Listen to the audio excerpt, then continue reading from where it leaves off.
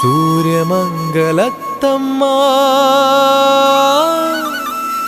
ಬಗಳಾಮುಖಿ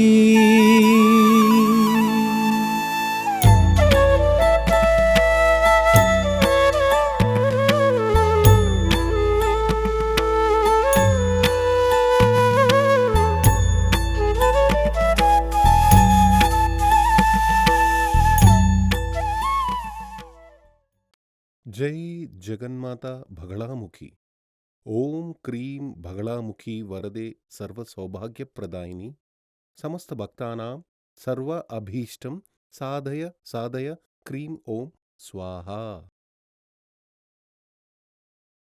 2024 సంవత్సరం మే నెల 1వ తారీఖు నుండి గురుగ్రహం మారుతున్నాడు.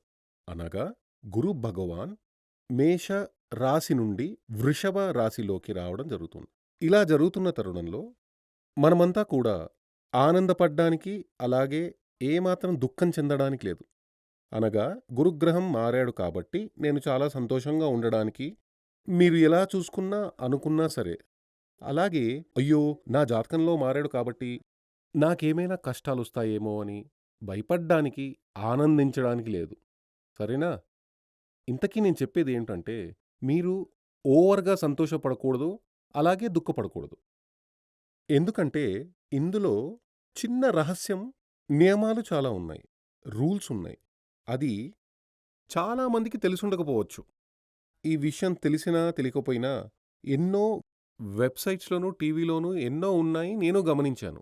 అన్నిటికంటే ముందు ఇది మనకు సంబంధించిందా లేదా అదే విషయాన్ని క్లియర్గా ఈ వీడియోలో మనం చెప్పుకోబోతున్నాం. దాని గురించి మనం మాట్లాడుతున్నాం.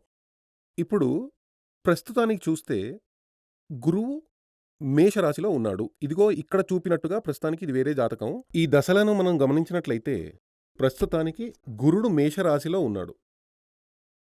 తరువాత వచ్చేది గురుగ్రహం మేషరాశిని విడిచి వృషభంలోకి రాబోతున్నాడు గురు. అదెప్పుడు? 2024 సంవత్సరం మే నెల 1వ తారీఖు ఈవినింగ్ నుండి గురు మారేది. అప్పుడు దాని తర్వాత 1 సంవత్సరం ఇలా మారడం వల్ల చాలా బాగుంటుంది అని చెప్పడం లేదు. ఇది కేవలం గోచార ఫలం మాత్రమే. తర్వాత చూస్తే ఇప్పుడు గురువు ఎవరెవరి కారకులవుతున్నాడంటే 2వ ఇంటికి, 5వ ఇంటికి, 7వ ఇంటికి, 9వ ఇంటికి, 11వ ఇంటికి వీరందరికీ బాగా ఉంటుందని చెప్తుంది శాస్త్రం. ఆ తర్వాత ఇదంతా ఈ నక్షత్రానికి అధిపతి చంద్రుడు కాబట్టి చంద్రుడి కోణంలో చూస్తున్నాం. అంటే ఇక్కడ మీకు సాధారణంగా ఒక ఆస్ట్రాలజికల్ క్యాల్కులేషన్ నక్షత్రానికి బట్టి చూడ్డం జరిగింది. అలా చూసినట్లయితే ఇది ఈ గోచార బలం నక్షత్రాన్ని బట్టి కాకుండా రాశిని బట్టి చెప్తారు. చంద్రుడు ఎక్కడుంటాడో అదే రాశి, అక్కడ నుంచే మనం మొదలు పెట్టాలి. అలాంటప్పుడు ఈ జాతకం టేబుల్ హస్తా నక్షత్రం వారిది. వీరిది ఏ రాశి అంటే కన్యా రాశి.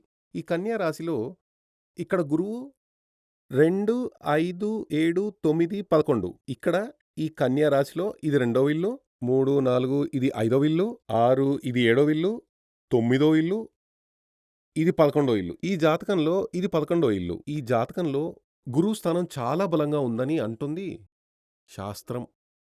కానీ అది మనం దాన్ని అలాగే ఫాలో చేసినట్లయితే ఎవరు కూడా ఊహించని విధంగా పెను మార్పులు సంభవిస్తాయి. ఆ కారణం ఏంటో వినండి. ఇందులో మనం చూసినట్లయితే వేదం స్థానం కన్నా ఇక్కడ గోచార స్థానం 2, 5, 7, 9, 11 అనేవి ఇక్కడ గోచార స్థానాలు. ఈ స్థానాలలో గురువు చాలా బలంగా ఉండేటువంటి స్థానం. అది కూడా ఎవరికి? 1, 2, 3, 4, 5 ఈ 5 రాసుల వారికి మరి 12 రాసులు ఉన్నాయి కదా, అందులో 5 రాసుల వారికి 2, 5, 7, 9, 11 ఈ 5 రాసుల వారికి గురువు మేలు చేయబోతున్నాడు. ఇక ఇక్కడ వేదన స్థానం చూసినట్లయితే 1, 2, 3, 4, 5 ఈ 5 రాసుల వారికి అంటే 3వ ఇల్లు, 4వ ఇల్లు, 8వ ఇల్లు, 10వ ఇల్లు, 12వ ఇల్లు ఈ ఇళ్లల్లో గురువుని వేదన స్థానం అంటారు. వేద స్థానంలో ఎలా చెప్తారంటే గురువు ఆ రాశిలో ఉన్నా కూడా, ప్రస్తుతానికి ఆ రాశిలో ఉన్నప్పటికీ రాశిలో నుంచి మీ రాశిలో నుంచి గురువు 3వ స్థానంలో ఉన్నా బలంగా ఉండదు, 4వ ఇంట్లో ఉన్నా బలంగా ఉండదు, 8వ ఇంట్లో ఉన్నా బలంగా ఉండదు, అలాగే 10వ ఇంట్లో ఉన్నా బలంగా ఉండదు, 12వ ఇంట్లో ఉన్నా కూడా బలంగా ఉండదు. ఇవన్నీ కూడా చెడు స్థానాలు. కానీ ఇక్కడ దీన్ని చూసి ఆనందించాల్సిన అవసరం లేదు, దుఃఖపడాల్సిన అవసరం లేదు. ఎందుకంటే గురువు గోచార స్థానంలో ఉన్నాడు. అనగా ప్రస్తుతానికి గురువు రెండో స్థానంలో ఉన్నాడనుకోండి. ఫైనాన్షియల్‌గా చాలా అభివృద్ధి ఉండబోతుంది. అప్పులన్నీ కూడా తీరిపోతాయి. ఇల్లు, ప్రాపర్టీ అలాంటివన్నీ మీరు కొనుగోలు చేయగలుగుతారు. ఉద్యోగంలో ప్రమోషన్ అన్నది ఖచ్చితంగా వస్తుంది. సంతానం బాగా చదువుకుని వృద్ధిలోకొస్తారు. ఇలాంటివన్నీ కూడా ప్లస్ పాయింట్లే కదా మీకు ఒకవేళ గురువు రెండో స్థానంలో ఉంటే. అంటే గురువు రెండో స్థానంలో ఉంటే ఇవన్నీ జరుగుతాయి. ఒకవేళ అది వర్కౌట్ అవ్వాలనుకుంటే ఆ సమయంలో అదేంటంటే గురువు రెండో స్థానంలో ఉన్నప్పుడు ఇక్కడ మీ యొక్క రాశిలో గురువు రెండో ఇంట్లో ఉన్నాడు. ఇది మనం కన్యా రాశి అని చెప్పుకున్నాం కదా! ఇది రెండో స్థానం. ఈ రెండో స్థానంలో గురువు ఉన్నప్పుడు ఈ రెండో ఇంట్లో గురువు ఉంటే గనక 3, 4, 8, 10, 12 రాసులలో ఏదైనా ఒక గ్రహం గనక ఉంటే అది ఏ గ్రహమైనా కూడా అప్పుడు ఆ గురుగ్రహం అనుకూలంగా ఉండదు. మనకి మంచి జరగనే జరగదు. దాన్ని వేదన స్థానం అని అన్నారు. ఇక్కడ వేదన అంటే ఏదో విధంగా మనకి మంచిని నిరోధిస్తుంది. ఆ తర్వాత చూస్తే అప్పుడు అదే విధంగా గురువు ఏ రాశిలో ఉన్నా 5లో ఉన్నా, 7లో ఉన్నా, 9లో ఉన్నా, 11లో ఉన్నా అందరికీ ఇలాంటి ఫలాలే ఇస్తాడు. దాని తర్వాత గురువు ఏ రాశిలో ఉన్నా ఆ రాశిలో ఎవరెవరున్నా, గురువు ఏ రాశిలో ఉంటాడో అందులో ఉన్నా కూడా ఇది ఒక్క రాశి గురించే కాదు. గురువు ఎక్కడైతే ఉన్నాడో అక్కడ నుంచి 3, 4, 8, 10, 12 ఏ స్థానంలో అయినా కానీ, ఈ నవగ్రహాల్లోని ఏ గ్రహంతోనైనా కలిసి ఉన్నా, అక్కడితో ఇది ఆగకుండా ఇది 5దో గృహంలో ఏ గ్రహంతో ఉన్నా కూడా వీటినన్నిట్లోనూ ఏదో ఒక గ్రహంతో కలిసినా, ఏ ఒక్క రాశితో కలిసి ఉన్నప్పటికీ ఈ గురువు మేలు కలిగించడు. అదే విధంగా ఇక్కడ ఆపోజిట్‌గా ఒకవేళ గురువు గనక మీకు 3లో ఉన్నా, 4లో ఉన్నా, 12 గృహంలో ఉన్నా, ఈ గురుగ్రహం చాలా ఇబ్బందులు పెడతాడు. ఆ సమయంలో మీరు భయపడతారు. ఇక్కడ భయపడాల్సిన అవసరమే లేదు. ఎప్పుడంటే గురువు గనక ఇక్కడ వేదన స్థానంలో ఉండి కూడా ఆయా వేదా స్థానాల్లో గోచారాలను బట్టి అదేమిటంటే 2, 5, 7, 9, 11 స్థానాల్లో ఏదైనా ఒక గ్రహంతో కనుక కలిసి ఉంటే అప్పుడు ఆ గురువు మీకు ఎలాంటి దోషం చెయ్యడు. చెడు చేసే పరిస్థితే ఉండదు. అప్పుడు ఈ అదే విధంగా శనికి కూడా ఉంది. శని సంచారం వచ్చినప్పుడు అదే చెప్తున్నా 2025లో తదుపరి శని సంచారం రానుంది.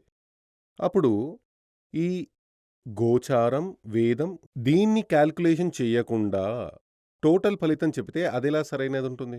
ఇక్కడ మరో విషయం కూడా ఉంది. ఇక్కడ అష్టవర్గం చూడాలి.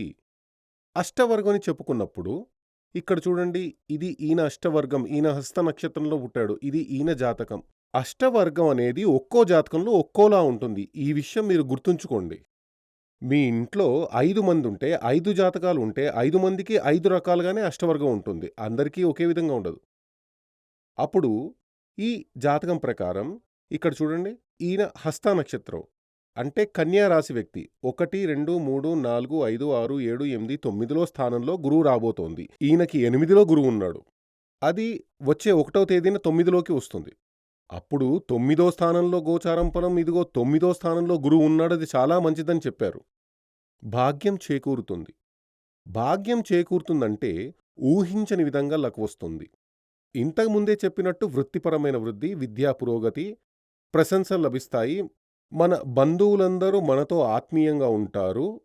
అన్ని విధాలుగా ఇచ్చిన అప్పు తిరిగి వస్తుంది. ఇలా అనేక విషయాలు అన్నీ శుభాలే. అంటే గురువు 9దో స్థానంలోకి వచ్చినప్పుడు కానీ ఈయనకి సంబంధించింది చూడండి. ఈ గురువు అష్టవర్గంలో ఇది అంటే ఈ జాతకానికి సంబంధించిన అష్టవర్గం. అది గాని చూస్తే కన్యలో నుండి 1, 2, 3, 4, 5, 6, 7, 8 ఇప్పుడు ఉన్న స్థానం ప్రకారం గురువు అష్టవర్గం 4 ఉంది. ఆపై 9దో స్థానానికి వచ్చినప్పుడు అక్కడ కూడా 4 ఉంటుంది. చూడండి దీన్ని బిందువులు అని చెబుతారు. పాయింట్స్. ఈ పాయింట్లు 4 లేదా అంతకంటే ఎక్కువగా ఉంటేనే ఆ గోచారం, ఆ గ్రహం ఆ రాశిలో వెళ్ళేటప్పుడు అన్ని శుభాలు జరుగుతాయి. 3 అంతకంటే తక్కువ ఉంటే అధిక దోషాలు కలుగుతాయి.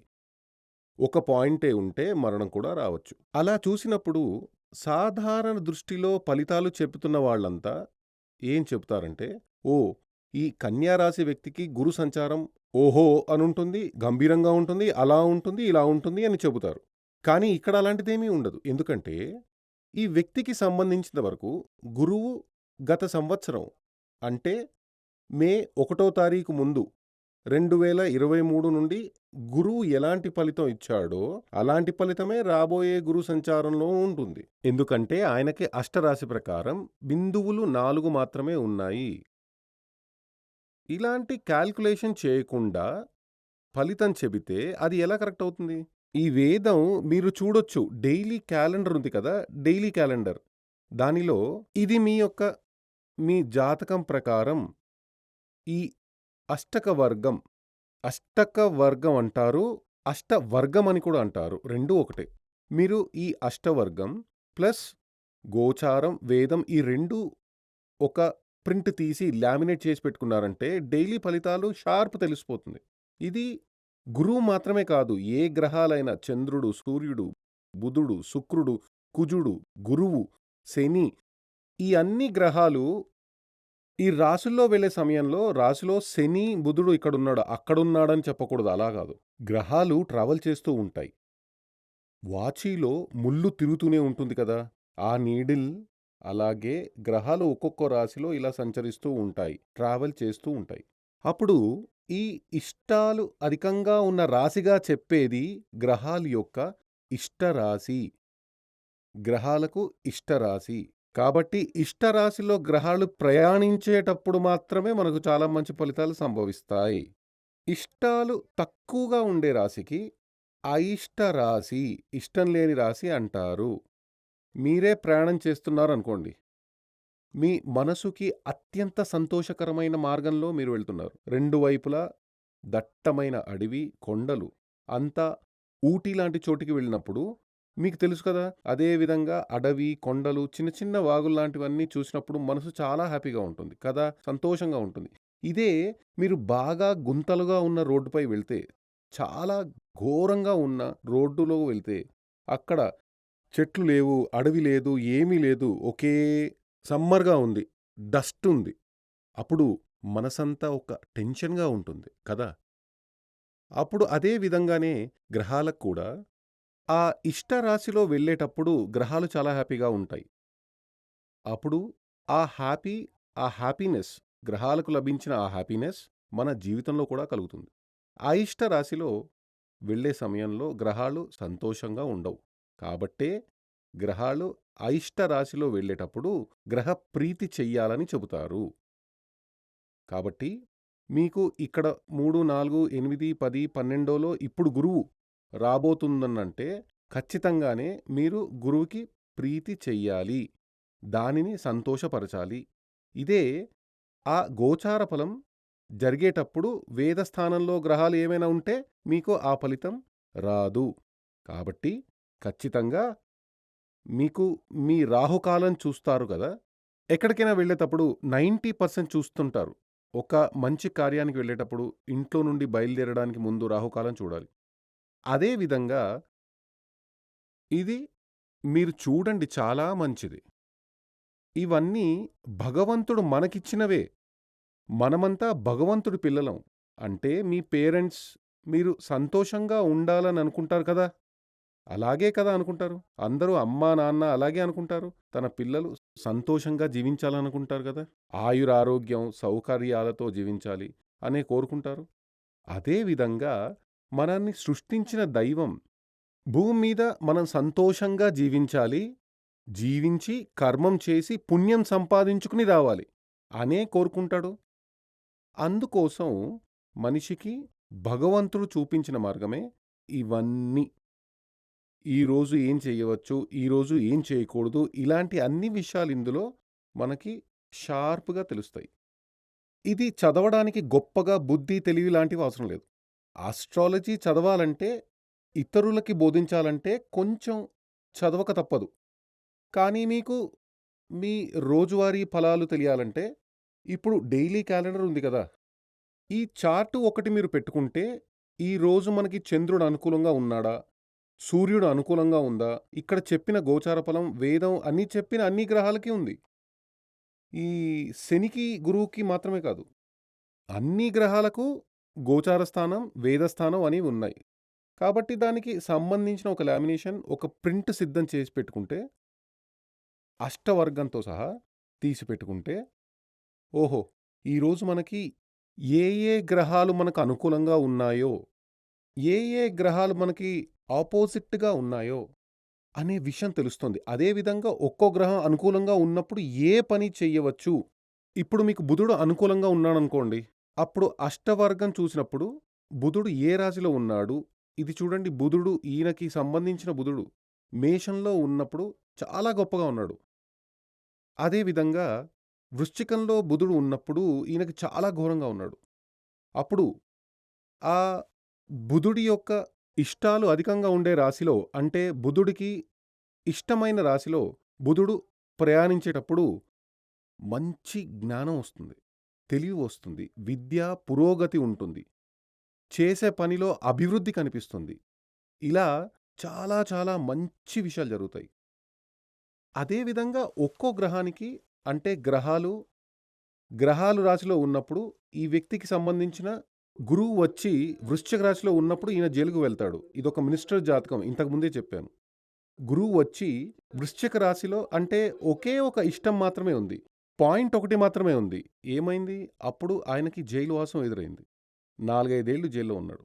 కాబట్టి ఎప్పుడైనా సరే మన జీవితంలో ఇది ఖచ్చితంగా తెలిసి ఉండాల్సిన విషయం. మరో విషయం ఏమిటంటే, ఇది సర్వ అష్టవర్గం, సర్వాష్టక వర్గం, సర్వాష్టవర్గం అని చెబుతారు. అంటే ఈ 1, 2, 3, 4, 5, 6 ఈ 7 గ్రహాలు రాహుకి టోటల్‌గా 9 గ్రహాలు కదా! అందులో రాహుకి, కేతువుకి అష్టవర్గం చూడరు. ఇక్కడ చూస్తే రాహుకి శనిలాగా, కేతువుకి కుజుడిలాగా ఆ విధంగా ఈక్వల్ అనమాట. అంటే ఇక్కడ శనికి, కుజుడికి వేసి ఉన్నాం కదా! కాబట్టి రాహు యొక్క అష్టక వర్గం, కుజుడి అష్టక వర్గం అలాగే మనం ఆలోచించాలి. ఇక్కడ ఈ గ్రహాలన్నిటినీ చేర్చుకుని సర్వాష్టక వర్గమని వేసి ఉంది. ఈ సర్వాష్టక వర్గంలో ఏ ఏ రాశిలో మనకి అధిక ఇష్టాలు ఉన్నాయో ఆ రాశిలో మాత్రమే శుభకార్యాలన్నీ చేయాలి. ఇష్టాలు అంటే నంబర్లు ఎక్కువగా ఉంటే శుభకార్యాలు చెయ్యవచ్చు, చెయ్యాలి అనే అర్థం తీసుకోవాలి. నంబర్లు తక్కువగా ఉండే రాశిలో శుభకార్యాలు చెయ్యకూడదు. ఎగ్జాంపుల్ చెబితే, వర్షాకాలంలో విత్తనాలు చల్లాలి కదా! పైరెప్పుడు పెడతాం? వర్షాకాలంలోనే పెట్టాలి. సమ్మర్‌లో వేయకూడదు. అదే విధంగా ఈ నంబర్లు చూసి, అదే విధంగా ఈ చూసేటప్పుడు మనకి మీ జాతకంలో లగ్నం, ఆ లగ్నంలో ఈయన గురించి చూస్తే లగ్నం మకర లగ్నం. కాబట్టి ఈ సర్వాష్టక వర్గంలో మకరంలో 31 పాయింట్లున్నాయి. కాబట్టి ఈయన ఎమ్మెల్యే అయింది 31 వయసులోనే. అక్కడ ఆ భాగ్యం సంభవించింది. ప్రారంభమైంది 31 వయసులో. అంటే మన జీవితంలో ఎప్పుడు మనకి భాగ్యం మొదలవుతుంది? అంటే జీవితంలో మంచి కాలం ఎప్పుడు మొదలవుతుంది? ఇవన్నీ తెలియాలంటే మీరు 60 ఏళ్ల వయసు వ్యక్తి అనుకోండి. ఈ అష్టక వర్గం తీసి చూస్తే, సర్వాష్టక వర్గం చూసినప్పుడు మీ జీవితంలో ఎప్పుడు మంచి కాలం మొదలైందో తప్పకుండా మీరు గుర్తించవచ్చు. అది మీకే తెలుసు కదా! ఏ వయసులో మీకు ఒక మంచి కాలం ప్రారంభమైందో. అదే విధంగా జీవితంలో మనకి ఎప్పుడు అత్యంత ఘోరమైన కాలం, ఎప్పుడు మనకి మృత్యువు వస్తుందో ఇవన్నీ మనకి ఇందులో తెలుస్తుంది. ఇంతకు ముందే చెప్పాను. ఇదిక్కడ, అంటే జాతకం చూసేటప్పుడు ఈ రాశి, నవాంశం అనే 2 గడులు ఉంటాయి. అది ఒక వ్యక్తికి ఎక్స్‌రే తీయడం లాంటిది. ఎక్స్‌రే తీసినప్పుడు టోటల్‌గా మనకి కొంచెం తెలుస్తుంది కదా! ఏ వ్యాధి, ఏ పరిస్థితులు లాంటివన్నీ. ఈ అష్టక వర్గం చూస్తే అది టోటల్ సీటీ స్కాన్ చేయడం లాంటిది. మన లైఫ్ యొక్క టోటల్ విషయాలు మనకి అందులో తెలుస్తాయి. గోచార బలం కరెక్ట్‌గా తెలియాలంటే గోచారం, వేదం ప్లస్ ఈ అష్టక వర్గం ఇది ఉంటే మాత్రమే గోచార బలం అంటే గ్రహాలు ఒక్కొక్క రాశిలో సంచరించే సమయంలో ఉండే బలం. అంటే గురు సంచారం, శని సంచారం ఇలా చెబుతారు కదా! 9 గ్రహాలకి సంచారం ఉంది. కానీ ముఖ్యంగా గురు సంచారం, శని సంచారం, రాహు సంచారం ఇది మాత్రమే అందరూ గమనిస్తారు. మిగిలినవన్నీ కాలిక్యులేషన్ చేయడం లేదు. అప్పుడు ఆ ఏ గ్రహంతో ఆ సంచారం ఒక్కో రాశిలో స్థితి ఉన్నప్పుడు రాశి స్థితి అంటారు. అది మనకి అనుకూలంగా ఉందా? ప్రతికూలంగా ఉందా? ఇదంతా మీరు కరెక్ట్‌గా కనిపెట్టవచ్చు. ఇది కనిపెట్టి ఇదే విధంగా నడుచుకోండి. జీవితంలో ఎల్లప్పుడూ వసంతకాలంలాగా ఉంటుంది. అంటే వర్షం వస్తుందంటే బయట ఆరబెట్టిన దుస్తులు, బయట ఇంకేదైనా ఆరబెట్టుంటే అవన్నీ తీసుకొని లోపల పెడతాం కదా! అదే విధంగా అదొక ఎగ్జాంపుల్‌గా చెప్పాను. అదే విధంగా ఓహ్! రేపు మనకి మంచి టైం కాదు. కాబట్టి మనం కొంచెం కేర్‌ఫుల్‌గా ఉండాలి. దూరం ప్రయాణాలు వెళ్ళకూడదు. పెద్ద పెద్ద యాక్సిడెంట్లు జరిగి మనుష్యులు చనిపోతారు కదా! ఏంటి కారణం? ఇదేది చూడకుండా వెళ్తారు. ఇది ఫాలో చేసి చూడండి. ఖచ్చితంగా జీవితంలో మనకి ప్రమాదాలే ఎదురుకవు. కానీ ఇది చెప్పేలాగా మనం మన జీవితాన్ని కంట్రోల్‌లో చెయ్యాలి. కరెక్ట్‌గా చేసుకోవాలి. జగన్మాత మహాదేవి అనుగ్రహంతో మీకు ఆయురారోగ్య సౌఖ్య సిద్ధియు, సర్వకార్య సిద్ధియు చేకూరాలని కోరుకుంటూ ఆశీర్వాదం చేస్తున్నాను.